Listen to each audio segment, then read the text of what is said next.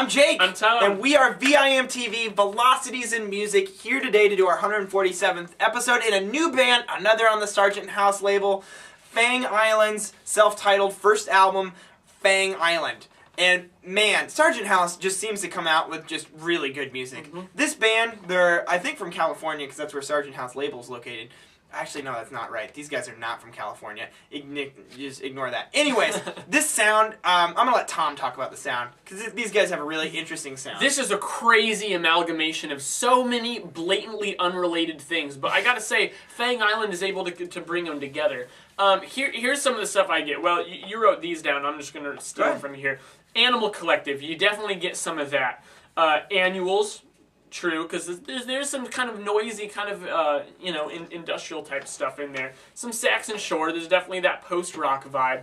I read, when I was doing research, just trying to pinpoint put my finger on as many artists I could compare this to as possible.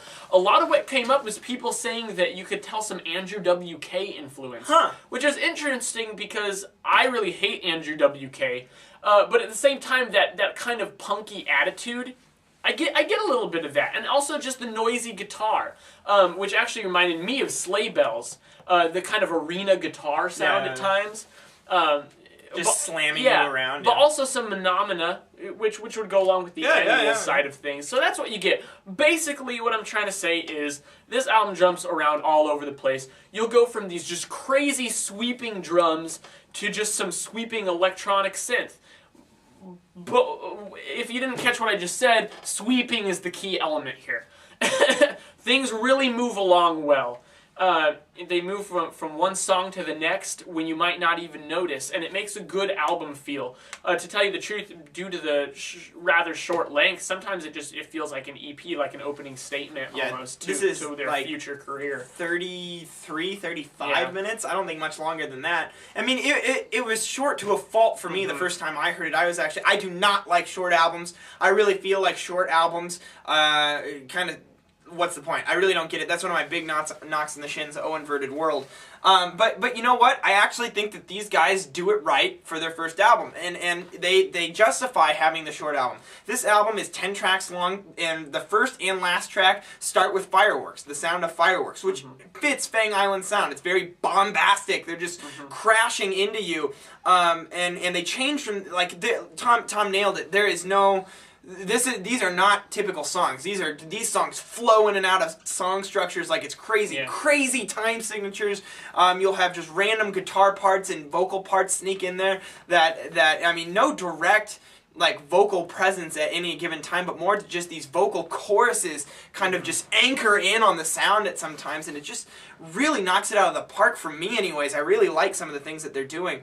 And it's just a feel-good, just really talented album. The drums and guitars are just phenomenal. Yeah, those are the strong suits.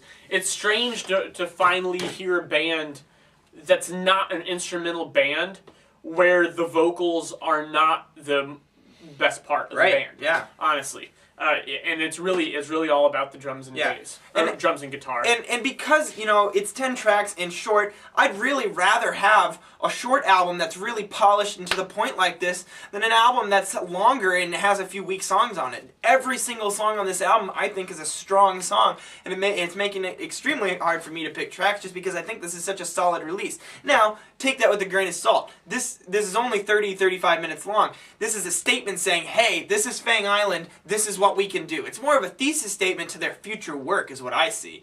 So just in scope, it's not huge, but it's still solid for what it is. So I'm really impressed with this band. My one big complaint is that I really feel like they have this really unique sound. They've gotten it, they're grabbing onto it and saying, no, you're our sound. We're not going to let anyone else have you. We're going to do with you what we want.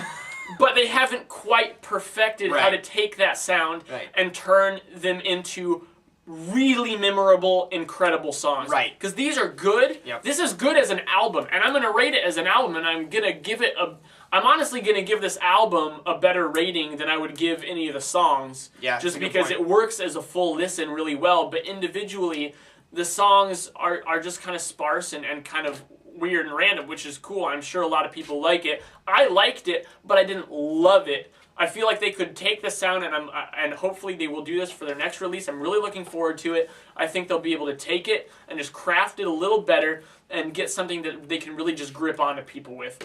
So once they perfect that craziness into their actual songwriting system, then I think it'll be, unstoppable, really. Yeah, solid. Very solid. What are your tracks? I'm just going to go tracks 2, 3, and 4. Careful Crossers, into Daisy, into Life Coach. Those 3 songs just right in a row really just hit me hard. You know what? I'm just going to agree with you. I found Daisy, which is the single, and I have a video of that down there. That one really just hit me as just being one of the superior tracks. But I'm going to do the same thing and go tracks just, pretty much 1 through 4, because they all flow together and kind of form one big part. Careful Crossers is my favorite by far. Yeah. That song is awesome. Yeah, so, I would really recommend just listening to this in an album format. I've already talked about this with Tom, but I'm going to give this a solid 80. It has all the elements there that I want to see in an album. It's lacking a little depth. It could be longer. It could be more powerful, as Tom said. I think that they could do a really cool ballad in there, kind of get a low point and show that some depth to their music. This is just a great, awesome freshman album. I love it. I'm going to give it a 74. Okay. The sound is there. The ideas are there. They're just not entirely fleshed out yet. I feel like this is really just more an introductory paragraph to what will hopefully be an awesome career. That's a great way to put it, man. Yeah, I really don't have much more to say about it.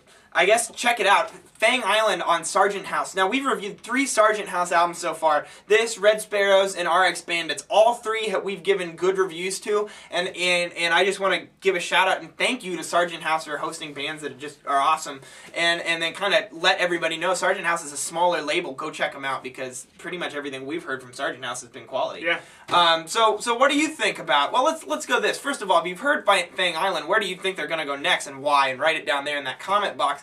But also, what do you think about smaller labels and the type of bands they should carry? Because that's kind of a new thing in the music industry. Taking over. Smaller labels taking over.